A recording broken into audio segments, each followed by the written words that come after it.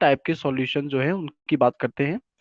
एक होता है आपका ट्रू सॉल्यूशन, जिसमें सॉल्यूट का जो पार्टिकल्स हैं उनका साइज इतना छोटा होता है कि उसे ना तो नेकेड आई से देखा जा सकता है और ना ही उसे अल्ट्रा माइक्रोस्कोप से देखा जा सकता है, इतना छोटा। और 1 नैनोमीटर, 1 नैनोमीटर से भी उसका साइज जो है वो छोटा होता है पार्टिकल का। बात करें कोलाइडल सॉल्यूशन में, तो इसमें पार्टिकल का साइज जो है वो इतना छोटा होता है कि नेकेड आई से तो दिखाई नहीं देता, पर अल्ट्रा माइक्रोस्कोप की अगर हम लोग हेल्प लें तो हमें पार्टिकल जो है वो बिल्कुल क्लियरली दिखाई देगा अल्ट्रा माइक्रोस्कोप में। इसी तरीके से तीसरा जो है सस्पेंशन, इसमें पार्टिकल जो है उसका साइज काफी बड़ा होता है और 1000 नैनोमीटर से भी ज्यादा बड़ा होता है। इस पार्टिकल को हम लोग नेकेड आई से देख सकते हैं, जबकि कोलाइडल सॉल्यूशन में पार्टिकल का जो साइज था उसकी रेंज होती है 1 नैनोमीटर से तो बड़ा और 1000 नैनोमीटर से छोटा। दूसरा पॉइंट ऑफ डिफरेंस में बताऊं तो ट्रू सॉल्यूशन जो है वो एक होमोजीनियस मिक्सचर का एग्जांपल है, जबकि कोलाइडल सॉल्यूशन या सस्पेंशन जो है ये दोनों ही हेटेरोजीनियस सॉल्यूशन या मिक्सचर के एग्जांपल्स हैं। अब होमोजीनियस का मतलब हमें पता होगा कि भाई जब दो कंपोनेंट यूनिफॉर्मली अपने आप आपस में मिक्स हो जाते हैं तब उसे हम लोग होमोजीनियस मिक्सचर बोलते हैं। हेटेरोजीनियस जिसमें यूनिफॉर्मली बराबर अमाउंट में जो है मिक्स नहीं हो पाते उसे हम लोग हेटेरोजीनियस कह देते हैं। तो ट्रू सॉल्यूशन जो है वो तो आपका होमोजीनियस मिक्सचर का एग्जांपल है, जबकि आपका जो कोलाइडल सॉल्यूशन या जो सस्पेंशन है ये हेटेरोजीनियस मिक्सचर के एग्जांपल हैं। तीसरे डिफरेंस की अगर मैं बात करूं तो वो है विजिबिलिटी। ट्रू सॉल्यूशन ट्रांसपेरेंट होता है, जिसमें से एकदम आर पार देखा जा सकता है। जैसे अगर आप नमक और पानी को मिला दें तो आप आराम से उसके आर पार जो है देख सकते हैं, ट्रांसपेरेंट होता है। जो आपका कोलाइडल सॉल्यूशन है वो ट्रांसल्यूसेंट होता है, मतलब छिछला बोल दीजिए या फिर धुंधला बोल दीजिए, पूरी तरीके से कंप्लीटली हम लोग जो है आर पार नहीं देख पाते। इसके अलावा एक पॉइंट ऑफ डिफरेंस ये है कि सस्पेंशन जो है वो ओपेक होगा, उसमें तो बिल्कुल भी आप आर पार नहीं देख सकते। जैसे मिट्टी और पानी, इनको अगर आप मिलाने की कोशिश करें तो आप जिस गिलास में मिट्टी और पानी को भरेंगे उसके आर पार आपको दिखाई नहीं देगा। ठीक है। इसके अलावा और नेक्स्ट पॉइंट ऑफ डिफरेंस की अगर मैं बात करूं तो हमने पढ़ा है चैप्टर में टिंडल इफेक्ट। टिंडल इफेक्ट क्या है? जब कोई लाइट रे किसी कोलाइडल सॉल्यूशन से पास होती है तो कोलाइडल सॉल्यूशन जो है उस लाइट की स्कैटरिंग कर देता है, मतलब उस लाइट को बिखेर देता है। और ऐसा करने से लाइट का जो पाथ है, किस रास्ते से लाइट आ रही है या किस रास्ते को जा रही है, वो क्लियर हमें दिखाई देता है। इसे हम लोग क्या बोलते हैं? इस इफेक्ट को हम लोग टिंडल इफेक्ट बोलते हैं। ठीक है। टिंडल इफेक्ट सिर्फ और सिर्फ कोलाइडल सॉल्यूशन ही शो कर सकता है, ना तो ट्रू सॉल्यूशन शो कर सकता है, ना ही सस्पेंशन उसे शो कर सकता है। तो ये कुछ हमारे लिए इंपॉर्टेंट पॉइंट्स ऑफ डिफरेंसेस थे between true solution, colloidal solution and suspension. हाँ जी। सेकंड, अगला बताइए बच्चों, किस टॉपिक में आप लोगों को डाउट है? आपको सिर्फ टॉपिक का नाम कमेंट करना है, मैं उस पूरे टॉपिक को एक्सप्लेन कर दूंगा।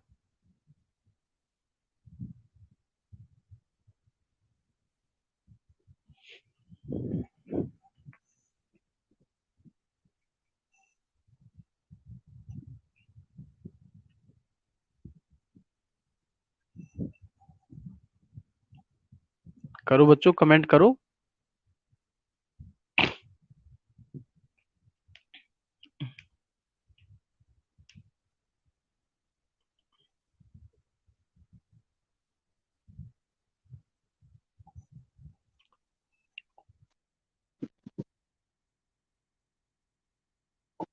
ठीक है, दो टॉपिक मेरे सामने आए हैं। एक तो है डिस्टिलेशन और फ्रैक्शनल डिस्टिलेशन के बीच में अंतर, और एक मेटलर्ट्स क्या है। ठीक है। तो सबसे पहले डिफरेंस देख लेते हैं डिस्टिलेशन और फ्रैक्शनल डिस्टिलेशन के अंदर।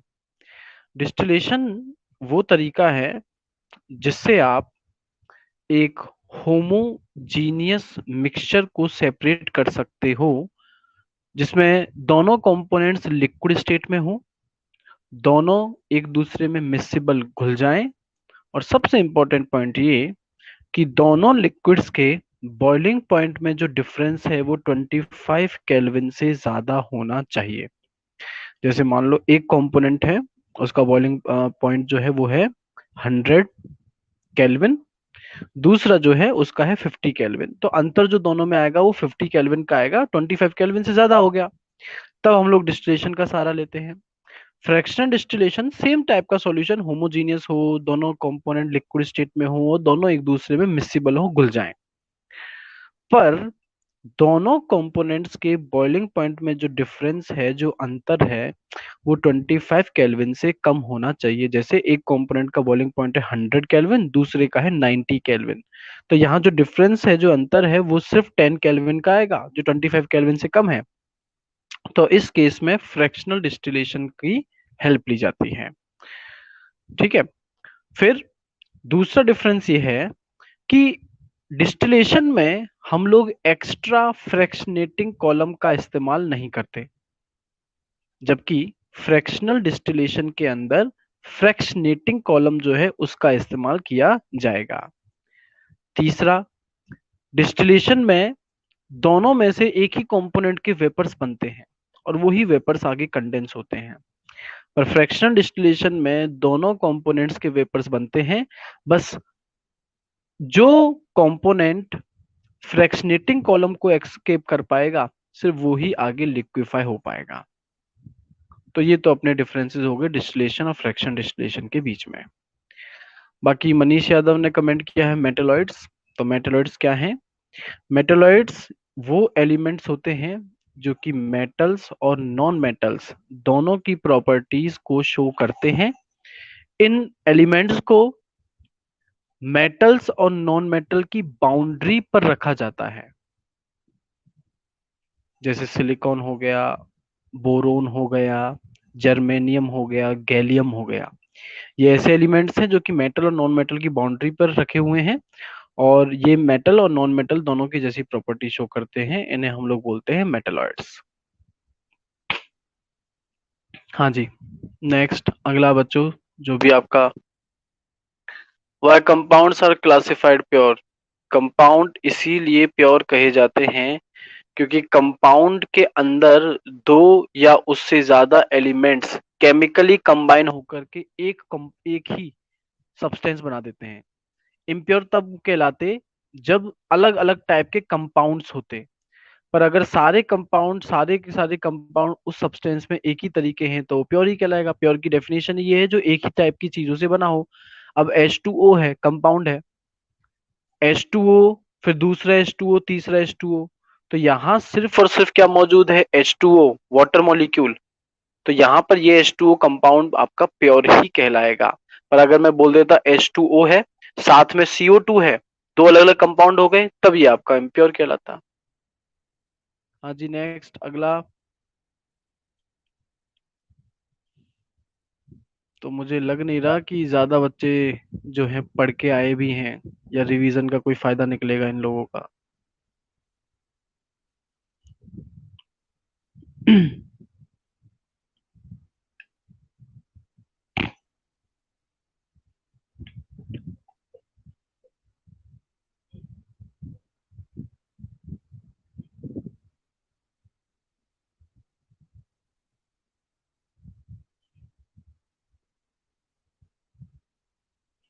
अगला डाउट कमेंट करो जल्दी।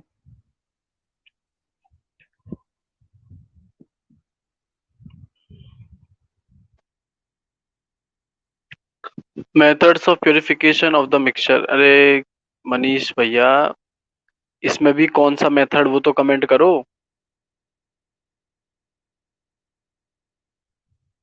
मनीष भाई, कौन सा मेथड? दसों मेथड हैं, कौन सा मेथड नहीं आया तुम्हें? अरे बेटा 5 6, मुझे क्या पता 5 और 6 क्या है, नाम कमेंट करो उसका।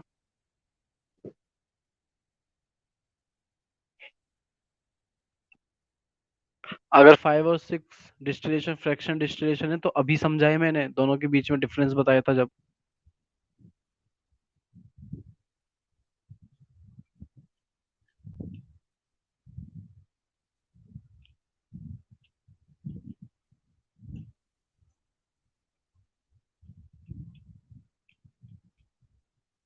पूरी क्लास में बस कृष्णव और मनीष ही क्वेश्चन पूछ रहे हैं, बाकी सब सो रहे हैं।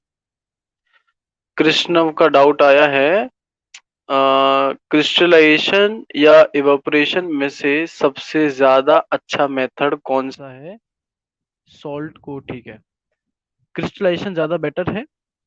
कारण ये कि अगर आप इवापोरेशन के थ्रू इवेपोरेशन के थ्रू आगे बढ़ते हो या इसका प्यूरिफिकेशन करते हो, तो उस केस में आपको जो पीछे रह जाने वाला सॉल्ट मिलेगा वो इम्प्योर फॉर्म में मिलेगा और क्रिस्टल्स के फॉर्म में नहीं मिलेगा। बाद में आप उसको क्रिस्टल बनाओगे, क्योंकि हम जो नमक वगैरह खाते हैं वो हम लोग देखते हैं कि भाई क्रिस्टलाइन फॉर्म में होना चाहिए, तभी अच्छा उसको माना जाता है, चमकदार होना चाहिए, रिफाइंड होना चाहिए।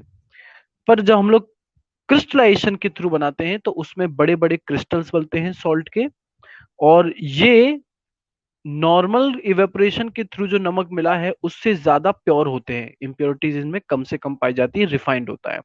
तो इस वजह से ज्यादा बेटर है क्रिस्टलाइजेशन के थ्रू सॉल्ट फॉर्मेशन करना।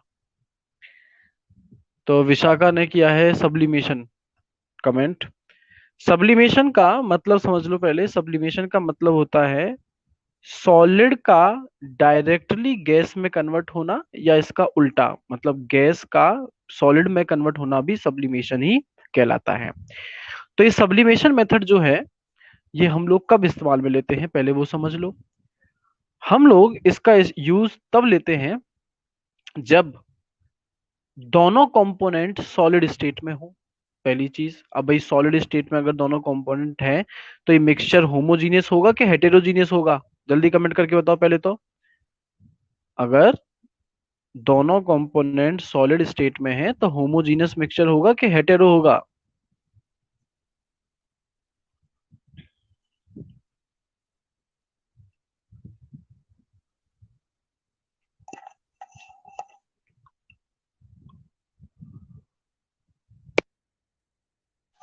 हेटेरो होगा।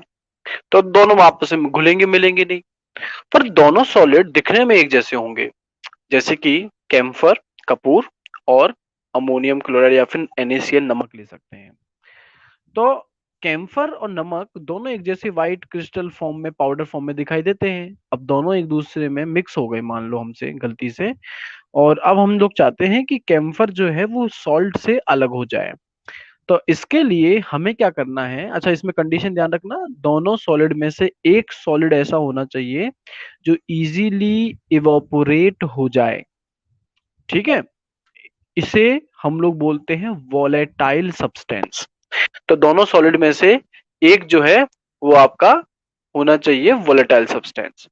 तो दोनों का जो मिक्सचर है उसे एक चाइना डिश में रख के हम लोग क्या करते हैं, गर्म करते हैं। फिर उस चाइना डिश के ऊपर हम लोग एक इन्वर्टेड फनल, एक फनल को उल्टा करके रख देते हैं। फनल के माउथ पर हम लोग कॉटन लगा देते हैं। आपके पास में डायग्राम होगा, डायग्राम में आप लोग ओपन करके देखो उसको। तो फनल उल्टा करके रख देते हैं और फनल के माउथ पर हम लोग लगा देते हैं कॉटन।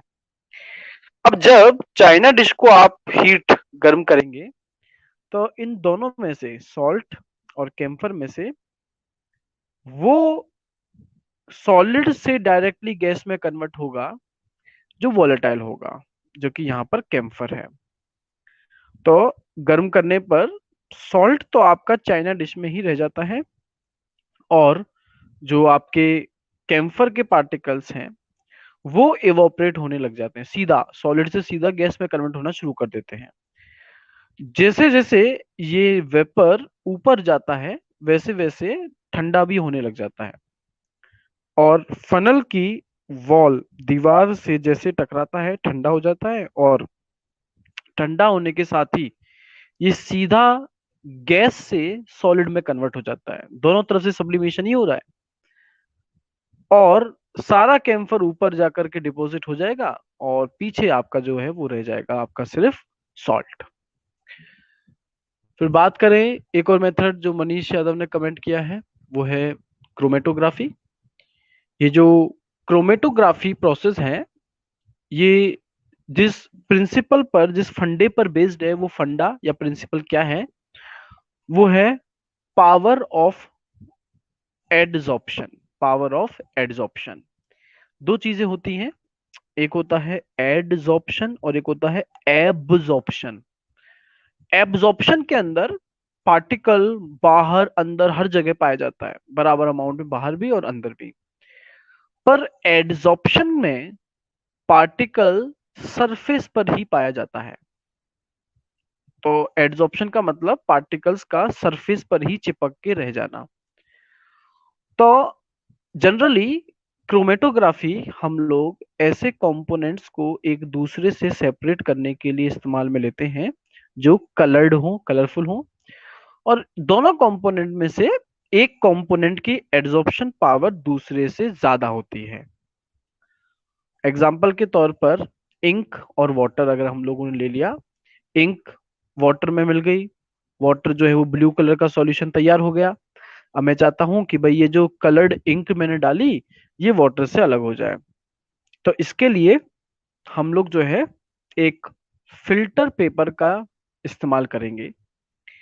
फिल्टर पेपर को आपको उस सॉल्यूशन में डिप करके रखना है ना, बस उसकी सरफेस को टच करके ही रखना है, अंदर भी नहीं डालना। ठीक है। अब पानी और इंक में से जिसकी एड्सॉर्प्शन पावर ज्यादा होगी वो तो फिल्टर पेपर की सरफेस पर एड्सॉर्ब हो जाएगा, चिपक जाएगा। जिसकी नहीं होगी वो पीछे रह जाएगा। तो यहाँ इंक की एड्सॉर्प्शन पावर जो है वो ज्यादा होती है किसके मुकाबले, वाटर के मुकाबले। और इस कंडीशन में जो है इंक पूरी तरीके से फिल्टर पेपर पर एड्सॉर्ब हो जाती है और धीमे धीमे फिल्टर पेपर तो ब्लू कलर का होने लग जाएगा और पीछे जो आपका सॉल्यूशन था उसमें ब्लू कलर की इंटेंसिटी जो है वो कम होने लग जाएगी। तो ये था आपका क्रोमेटोग्राफी। फिर कृष्णव ने कमेंट किया है, sir rock salt in stone form is also an example of crystallisation. जो रॉक सॉल्ट है वो एक्चुअल में क्रिस्टलाइजेशन का एग्जांपल नहीं है, क्योंकि क्रिस्टलाइजेशन में पहले सॉल्यूशन को गर्म किया जाता है। गर्म करने के बाद जब सॉल्यूशन कंसंट्रेटेड हो जाए तब उसे ठंडा किया जाता है। वहां ऐसा नहीं होता। वहां तो ये सारे सॉल्ट आपस में चिपकते चले जाते हैं, एक दूसरे से जुड़ते जुड़ते फिर बड़ी बड़ी चट्टानों में कन्वर्ट हो जाते हैं। फिर है why water don't get impure when it enters in filtration tank if it contain soil। क्योंकि सॉइल वाटर के साथ केमिकली रिएक्ट नहीं करती। रिएक्ट नहीं कर रही, अभी भी वो पानी ही रहेगा, ऐसा नहीं कि सॉइल के साथ मिलकर ही कुछ और बन जाएगा। तो इस वजह से वो केमिकली मिक्स नहीं हुए हैं, सिर्फ फिजिकली मिक्स होते हैं। और जब आप किसी प्योरिफिकेशन मेथड का सहारा लेते हैं तो आपने मिट्टी को अलग कर दिया, पानी को अलग कर दिया, और दोनों ही अलग अलग होकर के अब दोनों ही प्योर हो गए। हालांकि ये चीज पेपर पर कहना, बुक में कहना ज्यादा आसान है, प्रैक्टिकली ऐसा नहीं है। प्रैक्टिकली तो कोई चीज प्योर नहीं है आज के टाइम पर, कुछ ना कुछ इम्प्योरिटी जो है वो पाई जाती है। ठीक है, अगला कमेंट करो।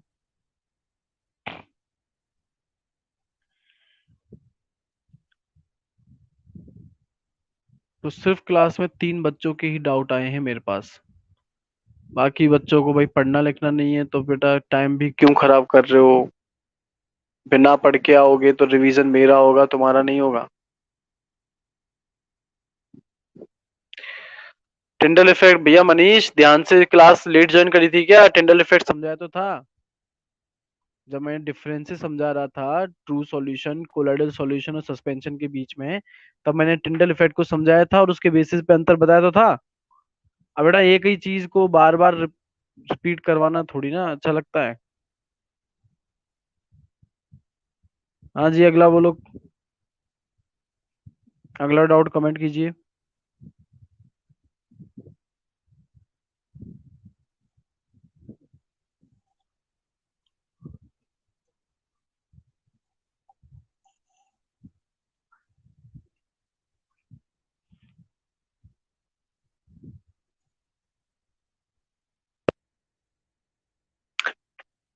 डिफरेंस बिटवीन डिस्पर्स फेज कुछ भी नहीं है बेटा।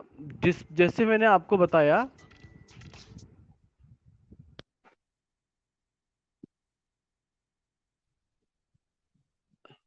मैंने आपको सॉल्यूट और सॉल्वेंट बताए ना, बस वैसे ही सॉल्यूट और सॉल्वेंट हम लोग सॉल्यूशन के केस में कहते हैं, और कोलाइडल सॉल्यूशन के केस में सॉल्यूट को ही डिस्पर्स्ड फेज कहते हैं और सॉल्वेंट को ही डिस्पर्स्ड मीडियम कहते हैं। बस इतना अंतर है कि भाई अगर मिल्क एक कोलाइडल सॉल्यूशन है तो उसमें ऑयल और वाटर को मिलाया जा रहा है, ऑयल डिस्पर्स फेज हो गया, वाटर डिस्पर्स मीडियम हो गया। अगला बोलिए।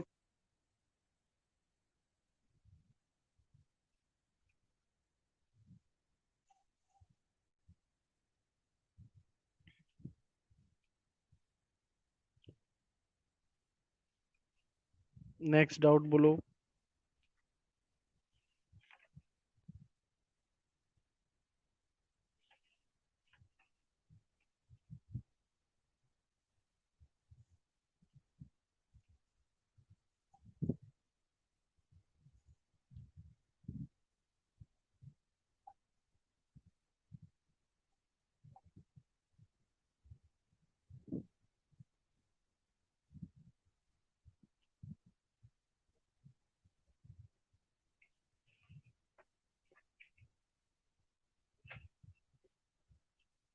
बोलो बच्चों, अगला डाउट क्या है?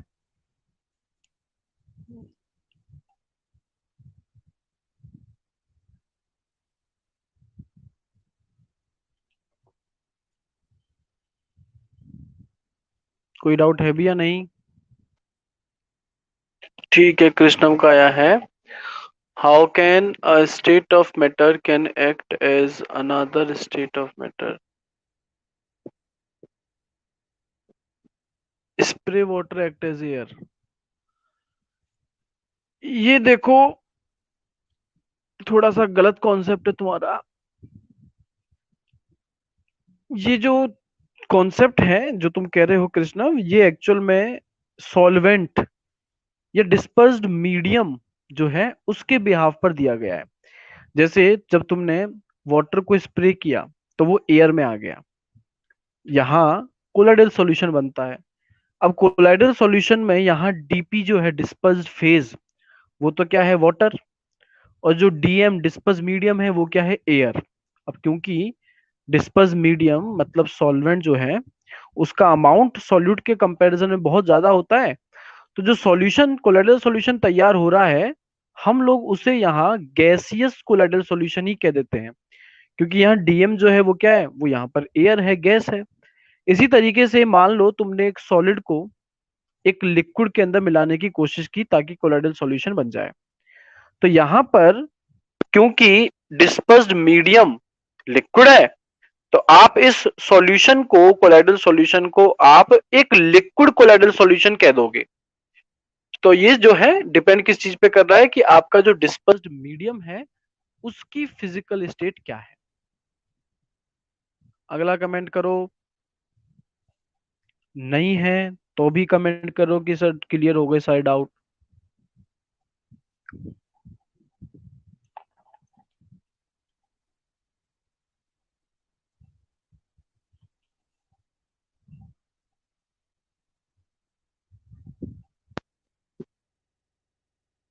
ठीक है, कृष्णव के सारे डाउट क्लियर हो गए, बाकी और के बाकी कमेंट करने वाले तो मनीष यादव और विशाखा ही है बस। बाकी तुम ही बताओ कि बाकी तो नालायक है, पढ़ के नहीं आए। मनीष के भी क्लियर हो गए।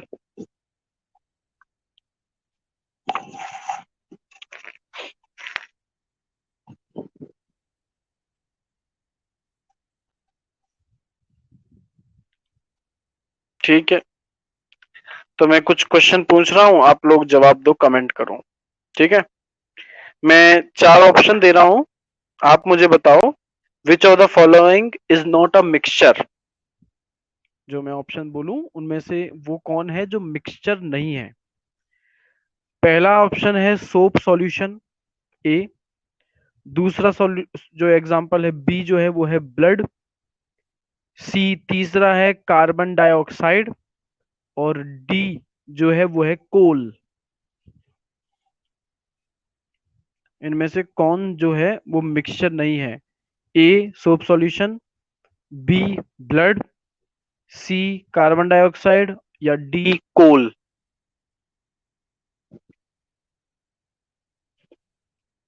तो एक कृष्णव का कमेंट आया है, मनीष का भी आ गया, विशाखा का भी आ गया, और बाकी तो क्लास में बच्चे सो रहे हैं, पता नहीं ज्वाइन क्यों करके बैठे हैं, और किसी को तो कमेंट ही नहीं करना। तो यहाँ आप सभी का जवाब सही है, option C carbon disulphide. अगला क्वेश्चन, जो चार ऑप्शन में बोल रहा हूं उनमें से which of the following is a physical change? Physical change का एग्जाम्पल क्या है? जरूरी नहीं है एक हो, एक से ज्यादा भी हो सकते हैं। पहला है बर्निंग ऑफ कैंडल, एक कैंडल का जलना। दूसरा है रस्टिंग ऑफ आयरन, लोहे में जंग लगना। तीसरा फ्रीजिंग ऑफ वाटर, पानी का जमना। और चौथा है डाइजेशन ऑफ फूड, खाने का हजम होना। Burning of candle, rusting of iron, freezing of water, digestion of food, ABCD। इनमें से कौन सा एग्जाम्पल फिजिकल चेंज का एग्जाम्पल है?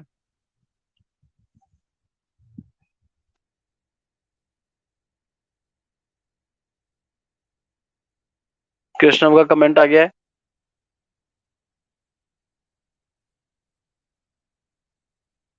मनीष का भी आ गया, विशाखा का भी आ गया। मुझे तो ऐसे लग रहा है 3 बच्चों को पढ़ा रहा हूँ बस। ठीक है, सी आपका सही जवाब है, फ्रीजिंग ऑफ वाटर। इसी तरीके से केमिकल चेंज के लिए क्वेश्चन कर रहा हूं मैं। जो ऑप्शन में बोलूं आपको बताना है कि उनमें से कौन सा केमिकल चेंज है। Which of the following is a chemical change? First option A melting of wax, मोम का पिघलना। B mixing of iron filings with sulphur powder, लोहे के टुकड़ों का सल्फर पाउडर में मिक्स होना। सी तीसरा है कुकिंग ऑफ फूड, खाने का पकना। और डी है dissolving of salt in water, salt का पानी में डिसॉल्व होना। ABCD, what is the correct answer?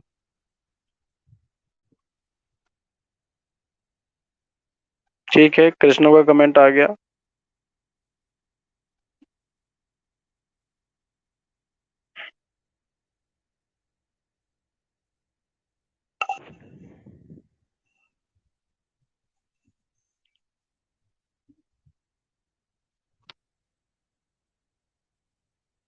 ठीक है, सी कुकिंग ऑफ फूड।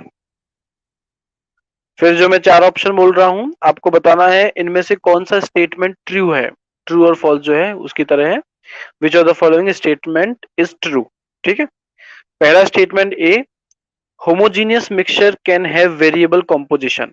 वापस रिपीट कर रहा हूं, homogeneous mixtures can have variable composition. B option है homogeneous mixtures have fixed composition, homogeneous mixtures have fixed composition.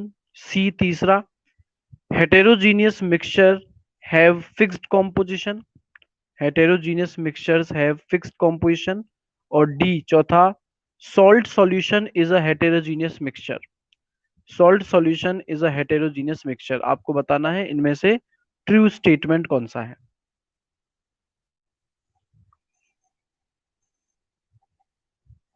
ABCD में से ट्रू स्टेटमेंट कौन सा है?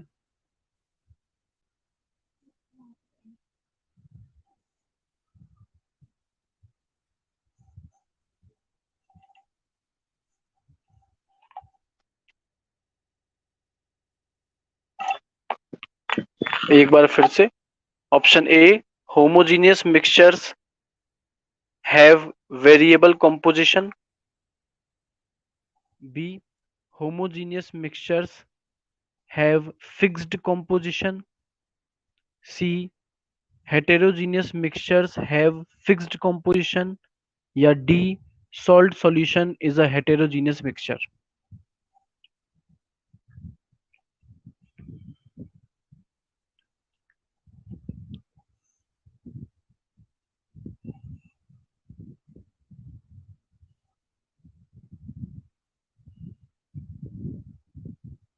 बताइए।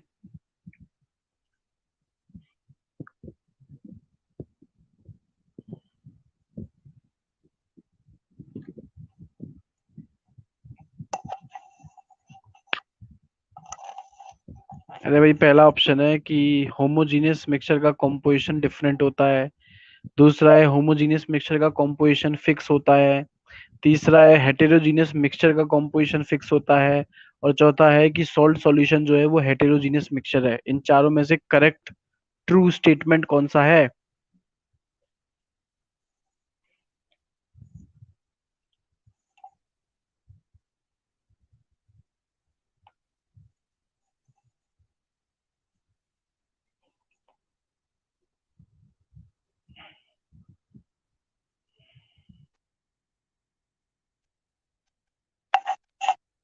ए, होमोजीनियस मिक्सचर का कॉम्पोजिशन वेरिएबल नहीं होता, कांस्टेंट होता है, फिक्स होता है। बी करेक्ट आंसर है।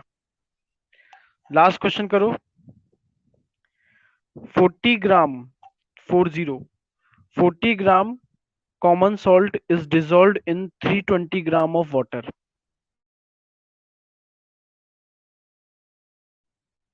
डिजोल्व किया है 320 ग्राम ऑफ वाटर में। तो आपको मास परसेंटेज बताना है सॉल्ट का, फटाफट से सॉल्व करके बताओ। 40 ग्राम कॉमन सॉल्ट को डिजोल्व किया है 320 ग्राम ऑफ वाटर में, तो मास परसेंटेज कितना आएगा? कमेंट कीजिए जल्दी आंसर को। 40 ग्राम of common salt is dissolved in 320 gram of water. What is the mass percentage of salt?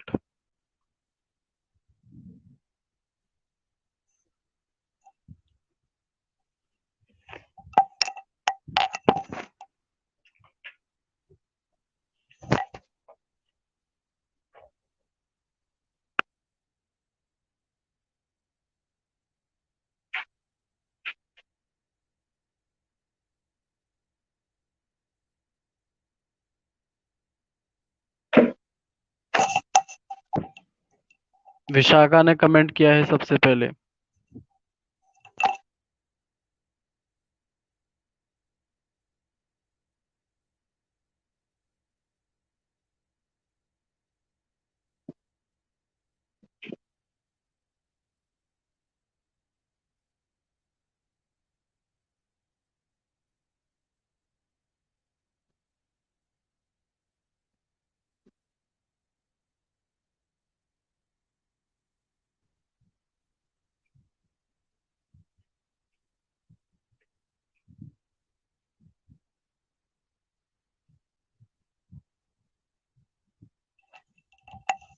तो 11.1% एकदम आपका करेक्ट आंसर है।